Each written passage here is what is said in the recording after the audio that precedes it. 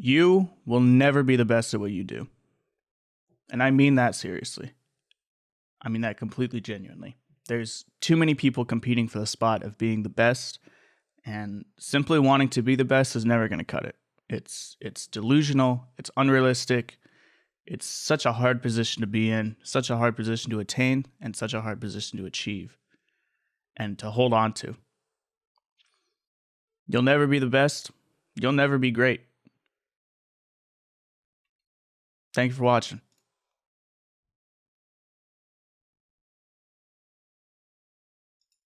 I'm just kidding. But if it's such a delusional idea, if being the best and being the great is such a delusional idea, then why do we keep going, right? Why do we keep pretending that we can be the best and that we can be great? Because honestly, just because pretending to be the best and pretending to be really great at what you do feels amazing, right? It feels really good, especially in the times that those feelings get validated, right? And we'll talk about that. I'll talk about my experience with that too, but it's a scary situation to be in, for sure. I've put myself in this position a lot where I, believe that I'm the best. I tell myself that I'm the best, and then that is a driving force that keeps me going. It keeps me creating. It keeps me feeling good about myself, feeling good about the art that I create. And it's kind of a lie that I tell myself, basically on an everyday basis of I'm the best. I'm great at what I do. Nobody can touch me. Nobody can tell me what to do. And we talked a little bit about this in the last episode in terms of, how I let other people's opinions affect my work. But we're going to kind of veer off of that a little bit and talk about how your own opinions affect your work and how to achieve goals and whatnot. So it's definitely a scary situation to be in, to attach greatness to your identity, especially when it's not fully realized. And in typical me fashion, I broke it down. I broke that feeling down. So here's how we strive for greatness.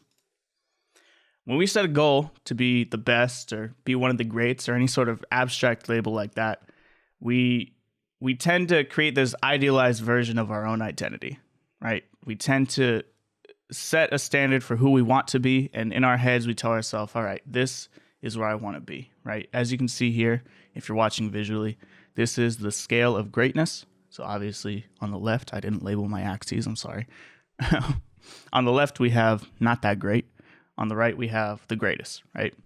So when we say that we want to be the best, when we say that we want to be one of the greats, our ideal self is all the way on the right side of the scale, right? Our ideal self is one of the greatest. Even though that might not necessarily be true at the time, right? Our true identity, our true self is probably somewhere on the left, maybe somewhere like closer to the middle, but kind of depends on how you see your own work. It's not really something that's easily attainable and easy to really quantify, right? And we'll get into that. But when we do set our ideal identity on the far right side of this scale of greatness, then it usually means that we're faking it till we make it, right? If we just convince ourselves, if we believe that we're the best at what we do and we're one of the greats, then we ride on that belief, right? And that belief becomes a driving force to bridge the gap between our true identity and our real identity, right? If we believe it long enough, fake it till you make it, then eventually it will happen, right? Eventually your true identity will be joined with your ideal identity. I'm like stuttering, my bad. In a perfect world, this works, right? Fake it till you make it does work in a perfect world. You believe that you're great, and eventually, if you set your ideal identity to the far right side of the greatness scale, then you do enough work and you believe in yourself enough, other people start to believe in you enough that eventually your true identity does start to join with your ideal identity. And you are great. That's what happens in a perfect world. But obviously, we don't live in a perfect world. So what happens when it doesn't all work out? Well, Here's what happens. Number one, this is the process of wanting to be great. This is how it happens, right? Number one, you tell yourself, I have a desire to be great, right? So you create this ideal identity and you say, okay, I'm going to attach this idea of greatness to my ideal identity. That's number one. Even though it hasn't been fully realized, even though there's no sort of basis, right? In a real world, being completely honest, there's no basis on you being the greatest. It's just something you want. So that's what happens first. Number two, you fuel your pursuit of greatness through your ego, right? You do that through attempting to make your true identity, so who you actually are, fall in line with your idealized version of yourself. The driving force of that is your ego. So ideally, your true identity gets boosted enough through your own ego to fall in line with this idealized version of your identity. And that happens by people telling you that you're great, so external validation, and you believing it, internal validation, right? It's these two forces of people telling you that you're great, people telling you and validating your belief that you're great, and then you kind of coming back and say, okay, people believe this. People are telling me that I'm great. I'm going to believe them. And it's going to be this flywheel almost of believing that I'm great and then putting that greatness into the work that I do. And that is how we get to the machine. The creative machine, fueled by ego, right? So this feeling of feeling great and wanting to be great does feel amazing when the machine works, right? You put out a piece of work and people like it. People want more of it. They love it. And you feel great about yourself because people feel great about you. It's a total win-win for everybody. And I've been here. I've been here so many times between movie premieres and between putting, photo series out, and even something as small as like an Instagram post that does well. Like, it's this super nice, validating feeling to put time and effort into a piece of work, put it out there in the world, and then for people to come back and say, hey, this is really good. I love this. It's this great machine. It's this great kind of cycle, right?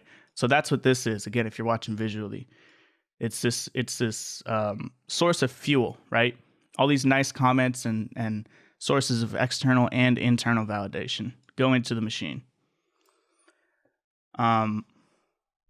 Out, you get this exhaust of, it's kind of a feedback loop, so you can reuse some of the fuel. It makes you feel good, right? So that's kind of what the exhaust is here. It's kind of what the output is for this machine. And this machine drives your creative output, right?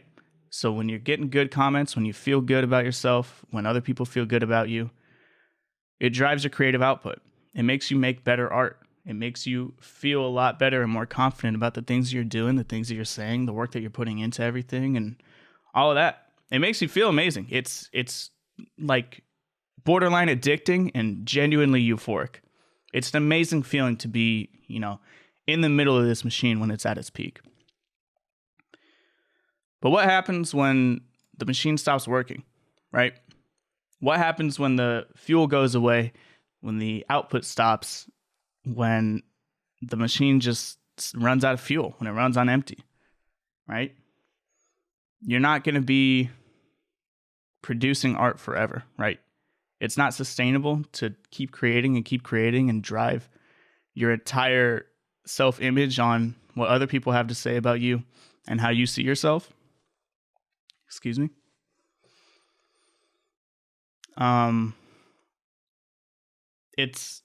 This machine only works if it has fuel.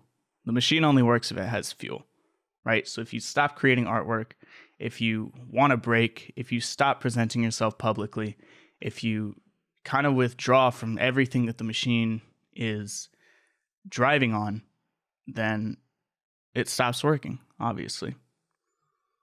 And what happens when the machine stops working? suddenly your ego's on the line, right? Suddenly your every single idea that you had about yourself and your ideal identity and bridging the gap between your true identity and your ideal identity falls apart entirely, right? Not only is your ego on the line, but your sense of identity, your entire identity is on the line. You built yourself up to be this amazing artist. People told you that you were amazing. You told yourself that you were amazing. And suddenly when you stop producing art, when you take a break, when you don't get as many nice comments as you thought you should be getting, the whole thing falls apart, right? Suddenly you're not delivering on the promise that you made to yourself and the promise that you made to others. And you're not who you thought you were. And this leads you to question everything about yourself, everything about your identity, not just your capability of making greatness, but your capability of making anything, your capability of being who you say you want to be, your capability of doing anything, right? If you can't achieve the goal that you set out, even with all these people rallying behind you and even with yourself rallying behind you, what can you do, right? That's kind of the thoughts that go into your head. Are you really an artist? Do you deserve this? Are you just an imposter? Were you just lying to everyone the whole time? Are you really not as great as you said you were? It's a terrible line of questioning to go down. And suddenly your entire identity is on the line, right? You don't know who you are anymore because there's no foundation of your sense of self other than this pursuit of one day becoming something, this abstract idea. Your entire sense of identity is based on a pursuit. It's based on a journey, and it's based on constantly working towards a goal. But when you take a break from that goal, when the machine stops working, when things fall apart, your entire foundation of who you are goes with it. I've fallen into this trap so many times. so many times. I fuel myself up and just try to convince myself and successfully convince myself that I'm the best at what I do. So whether it's painting, photography, filmmaking, YouTube, whatever, I go into it with this delusional belief that I'm the best or one day I'll be the best and I just need to work towards it. And if I carry that attitude with me long enough and people start to recognize and understand that attitude, one day they'll agree and suddenly it'll be true, right? People will think I'm the best and I'll think I'm the best too. And it feels great when it works, like I said. It feels amazing when it works. And that's why this machine works so well, is that when it is running, when it does work, it feels amazing. It feels amazing for the people that are participating. It feels amazing for you. Because there's this euphoric, addicting feeling of external and internal validation contributing to your belief that you really are the best. The issue that I get in every single time, the thing that I run into every single time when I contribute to this machine, when I fall into this line of thinking, is it puts me in this pendulum state, right? Some days when the machine is working, I do feel like I'm at my best, right? I do feel like I'm the greatest living artist of all time in any field that I touch. And nobody can, put a candle to what I do. Nobody's got the same ideas as me. Nobody's got the same, valuable things that they have to say. Nobody's got these crazy things going on in their head. Nobody can touch me, right? I am the best. It feels amazing. And I will chase that high every single time.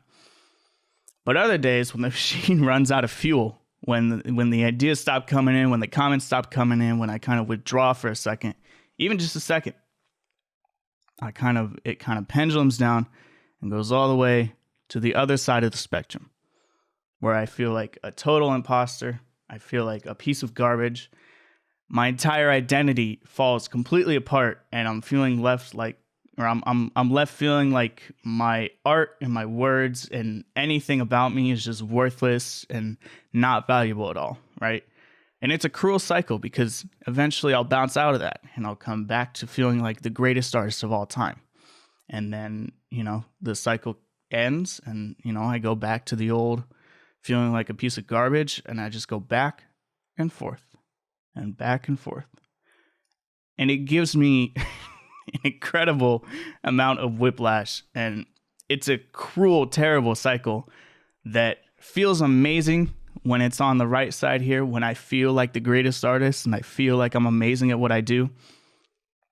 But it makes me feel like a piece of garbage when it's not like that. It makes me feel awful when I go from being the greatest artist and feeling like I'm amazing to suddenly having that illusion collapse. And it always, every single time without fail, constantly leaves me questioning if I really am valuable and if I should be chasing this dream. Right? Every single time when I get down from the high, I get back to this ground level point of, questioning everything about myself, questioning everything about what I want, the things that I am chasing, every single thing that I've ever thought that I live for makes me question all of it, right? The issue with this line of thinking is that it's fueled by results and external factors and not things that I can actually genuinely directly control. And I've made a video about this before and I followed it for a little bit, but my goal got kind of warped, right? So we're going to explore realigning my goals in a second here, but the big issue, again, other than the fact that, this entire line of thinking is fueled by results and external factors and things that you can't control, is that the desire to be great, the desire to be one of the best, the desire to just be good at what you do is a very, very, very abstract concept. It's super abstract and subjective too, right? If I were to ask you who is the best musician, right? My answer would be different from yours, and your answer would be different from the person next to you, and their answer would be different from the person next to them. It's a subjective thing, right?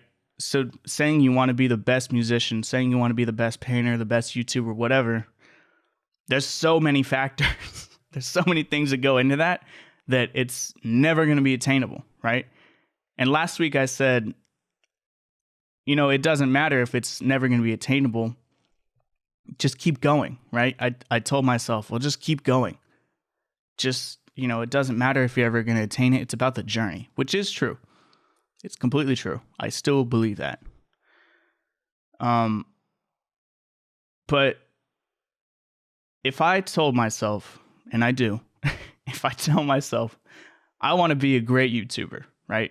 Or I just want to be a good YouTuber. What does that mean? And do this for yourself too. If I tell myself I want to be a good YouTuber, or if you tell yourself I want to be a good musician or a good painter or whatever, what does that mean? It means something different to everyone, obviously. Like I said, nobody has the same idea of greatness. Nobody has the same idea of who's the best. It's all an abstract concept, but let's explore it. Let's break it down. What does it mean? Like I said, one of my goals is to just be a good YouTuber. Ideally great, but we'll get there. But I want to be a good YouTuber. I want to be a good content creator, and I want to do all these things with my content with this platform. And it's what I've been striving for since I started all of this, and I've, put in a little bit of work, and I've done some research and this and that, but it's a goal that's constantly evolving. And the problem is that I can look up to all these, great YouTubers and say that I want to be like them. I can say that I want to be like them all I want. And I'll employ all my own ideas of what I think it means to be like them, right? What I think it means to be like the great YouTubers that I watch.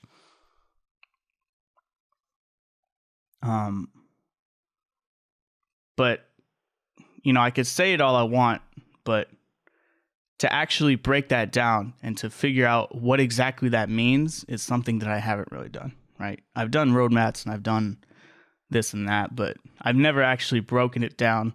When I tell myself I want to be a good YouTuber, it's always been an abstract concept. It's never been a clear path. So, like I talked about last week, I've been doing this uphill battle where it's every single, month, 2 months, I'm changing my strategy because it's not clear what I want. So let's make it clear. Let's break it down. What does it mean when I say I want to be a good YouTuber? In my head, the characteristics of a good YouTuber are these 4 things, right? Number 1, lots of videos, right? It's pretty simple. Publish a lot of videos. And on this slide, let me actually restart this slide. So I'll tell myself, I want to be a great YouTuber, right? I want to be a good YouTuber. Let's break down what that means. Let's break down what I mean when I say I want to be a good YouTuber, and then let's figure out the steps that I need to take, the things that I need, the things that are required to fulfill those characteristics of being a good YouTuber. And then from there, we can break it down even further and make it actionable steps. Right? So when I say I want to be a good YouTuber, what does that mean? Well, number 1, like I said, lots of videos. Simply explained, just publish a lot of videos, especially if you think they're good, right? Put a number on it. I told myself I want to upload 100 videos before I even think about quitting. Talked about that last week. So that's what I'm going to do. I think 100 videos is a good minimum for me to determine if this is really what I want to do, because that's a lot of videos. And I have 13 out right now, and I'm probably not going to hit 100 anytime soon. So, number 2, second characteristic of being a good YouTuber in my head, high production quality. So in order for me to do that, I think what I would want is to get a camera with high dynamic range, something that's very easy to grade, or at least grades well, and or has nice color science. Getting some fast lenses for the camera, getting lights and diffusion for those lights, and kind of setting up a scene that, I like. I don't really have external lights as a cinematographer. I probably should, but kind of crafting a look, right? Crafting a visual identity for my channel.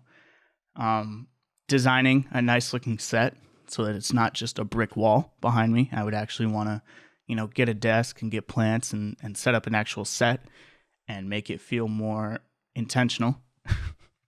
And then, creating a guidebook for different colors, different fonts, different, graphics, all of that. And then getting a really good understanding of thumbnails and titles, right? I know that's not really production quality, but in my head, like being good at graphic design and it kind of goes along the visual identity of, creating thumbnails that stand out, creating thumbnails that are undeniably you. That kind of falls in line with high production quality in my head. Excuse me, my mouth is so dry. The third characteristic, valuable ideas, right? In order to do this, I would need to figure out my target audience, the people that I want to speak to. I would create and develop a list of issues that they're having, right?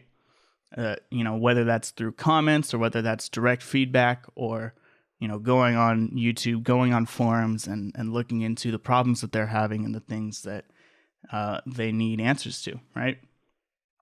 And from there, figuring out what topics I can speak to, right? Figuring out the topics that I can add value to, the things that I've experienced, the things that I have learned, the things that really anything that I can provide value to, making a pool of topics for things that I can provide value to that are both topical and evergreen, right? Having a mix of things that are, topical kind of in the moment, but then also things that people can watch 5-10 years from now and still find value from. And then the fourth one, an engaged community. Figuring out, again, my target audience, and then establishing mediums of engagement, right? So whether that's Discord or some sort of social media or, even right here on YouTube, just figuring out different things that, different platforms that I can connect with. And then providing concrete incentives for people to return to the community, join the community, engage with the community, figuring out concrete ways that I can provide value to them. And then creating and developing a list of engagement events and, ideas, things that get people excited, right? Things that get people involved in the community, things that, bring everyone together and make people talk about it. And then also my contribution, right? Being in the community with them, right? Being involved, interacting, talking, doing whatever I can, just being, in the forefront of the community and making sure I'm not disconnected from it. In my head, these 4 things are what make a good YouTuber, right? These are the things that my favorite YouTubers do. These are the things that I really look up to. And when I thought about it, I thought, yeah, okay, these are really things that, if in an ideal world, these are the things that I would want to be doing. These are the things that I would want to accomplish. And if I was maintaining all these, if I was doing these and doing them well, I think I could confidently call myself a good YouTuber. It has nothing to do with subscriber count, has nothing to do with viewers, has nothing to do with, money, whatever. To an extent, it kind of does have something to do with the amount of people that are there, right? Because you can't really have an engaged community with 0 people. But I'm sure there's something I could add in there in terms of marketing and finding my target audience and reaching my target audience and whatnot. But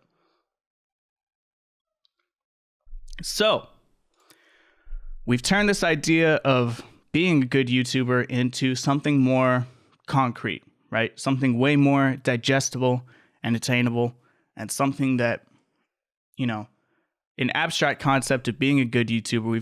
I've turned it into 4 different, what am I trying to say?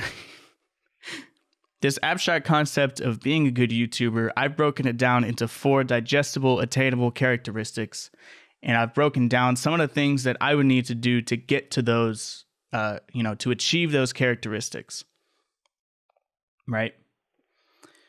So here's kind of how it looks, right? From there, you turn this abstract idea into characteristics, right? You turn it into little things, little check boxes that you can mark off, so that if you were to be attaining all of them, then you could confidently say, okay, these 4, these characteristics that I have written down, if I'm balancing all of them, I can confidently say that they all add up to my master, my big goal of being a good YouTuber. And this doesn't have to be YouTube.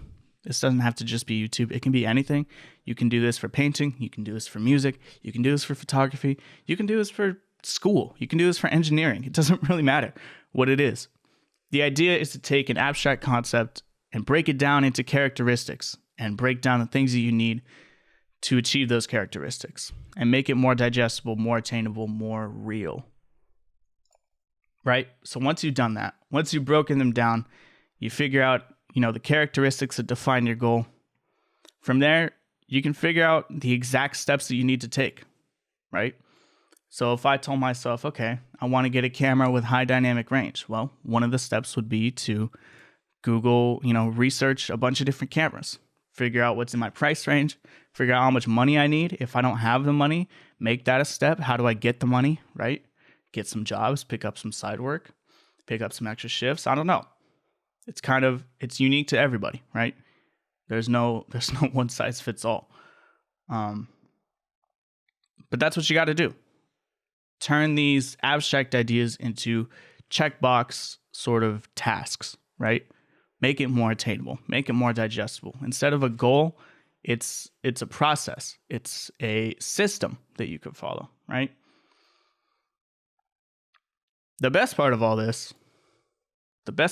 of this is that I'm not attaching my ego or my identity or anything, any part of me to something that isn't real, right? I'm not attaching my ego or my identity to some abstract concept that can't be measured, that I don't have any control over. I may still have this desire to be something that I'm not, right? Because I'm still aiming to be a good YouTuber, but my progress isn't determined by any sort of results or any sort of validation or any numbers or any sort of abstract, measurement, right? All of this is measured in really easily traceable steps and easily traceable progress, right? Little checkboxes, little tasks that all lead to one unifying goal. There's no mystery. There's no abstraction to it. It's all very concrete. It's all very real. And most importantly, my identity is not at risk, right? If there is ever a point where I'm questioning myself, if I'm questioning, well, maybe this isn't the right goal, maybe I'm not, making as much progress as as I want to, I can look at this, this task sheet, this web, whatever, and look at the amount of progress I made, right?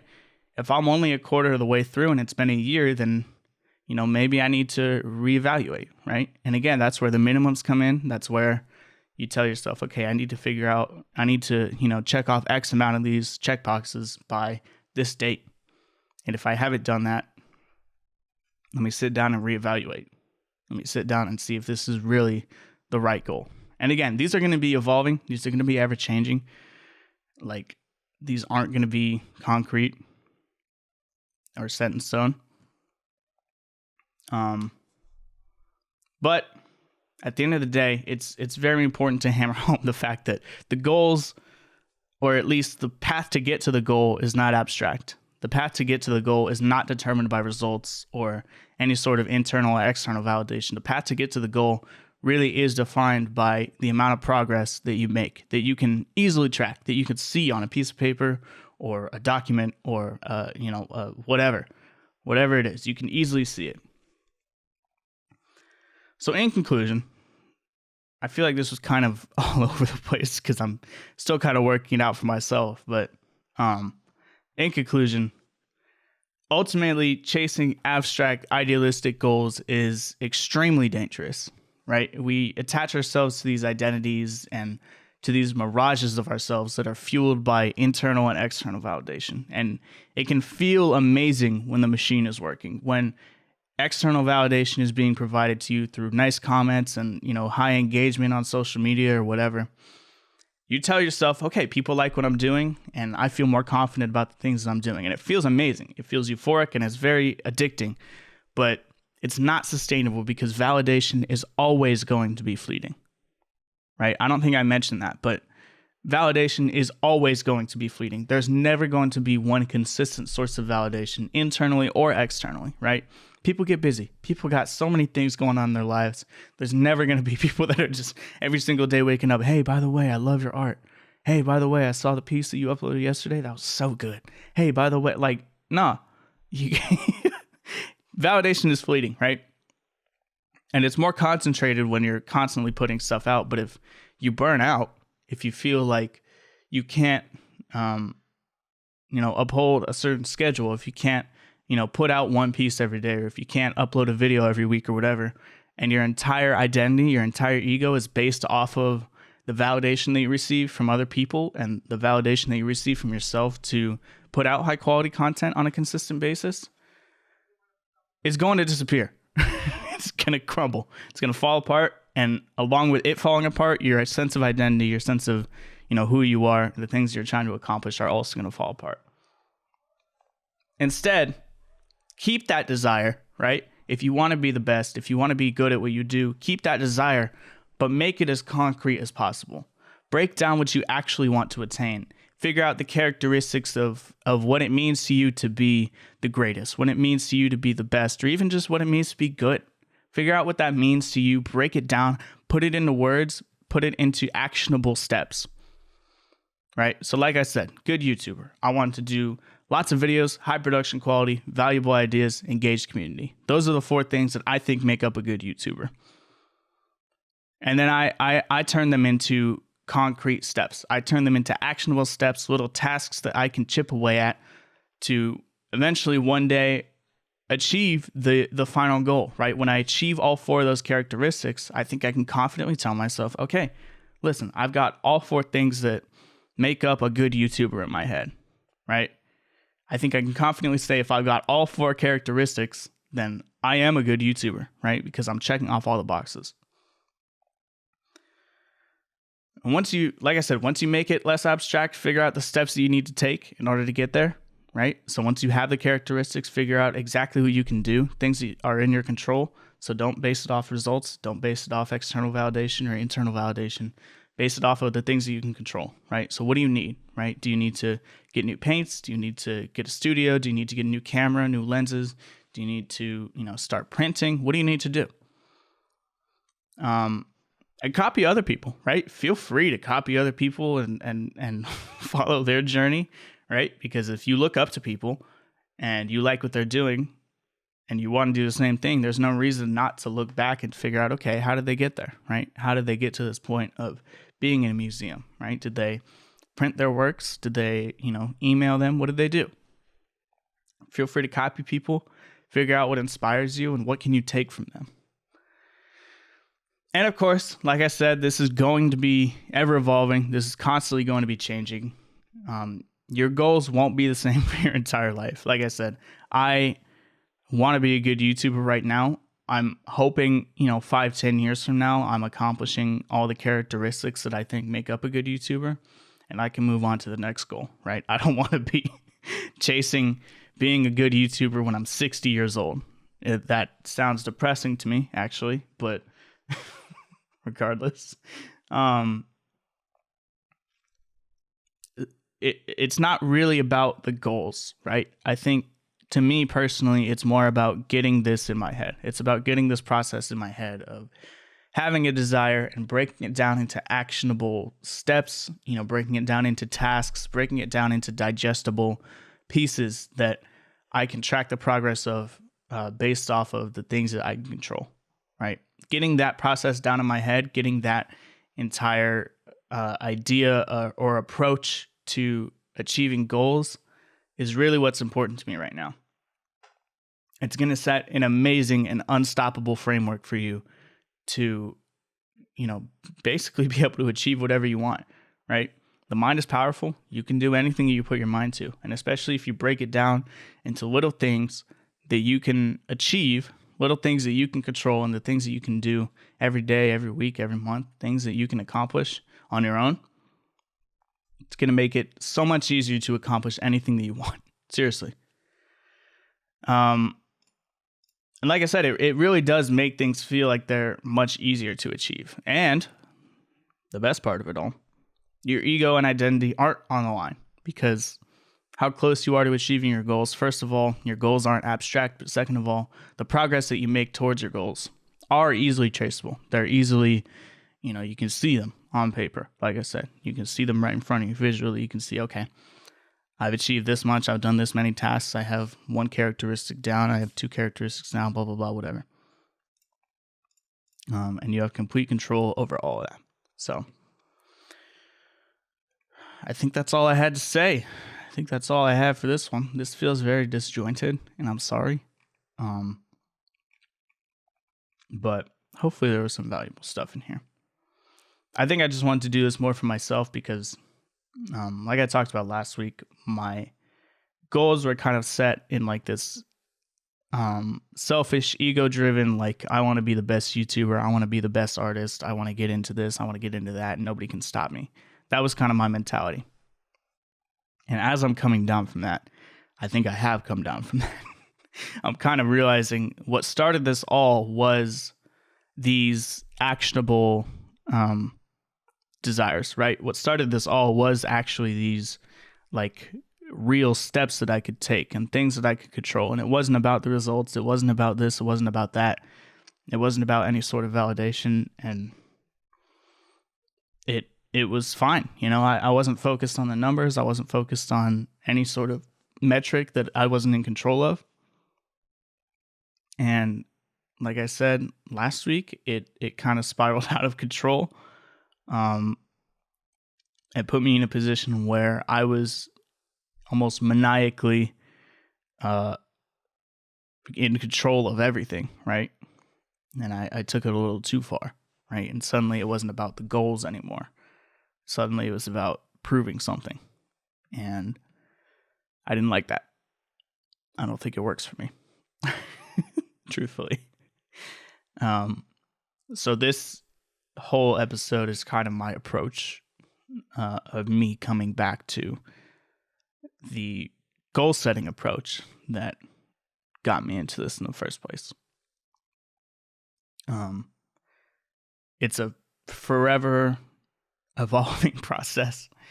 But like I said, I am very heavy on documentation. I'm very heavy on, looking back on the stuff that I do and getting in the headspace of like, where I was at the time, right? Regardless of what time it was.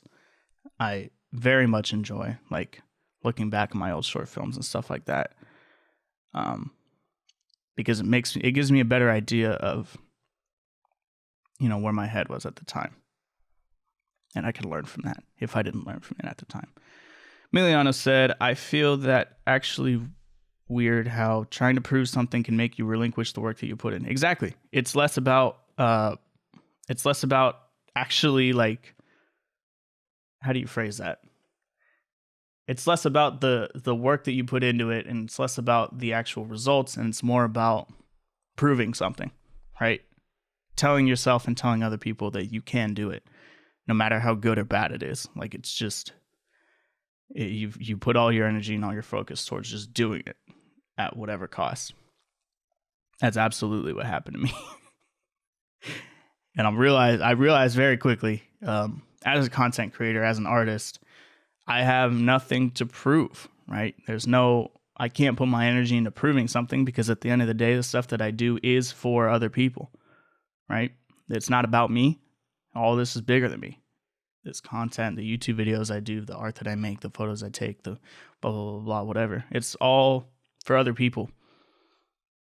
It's not for me.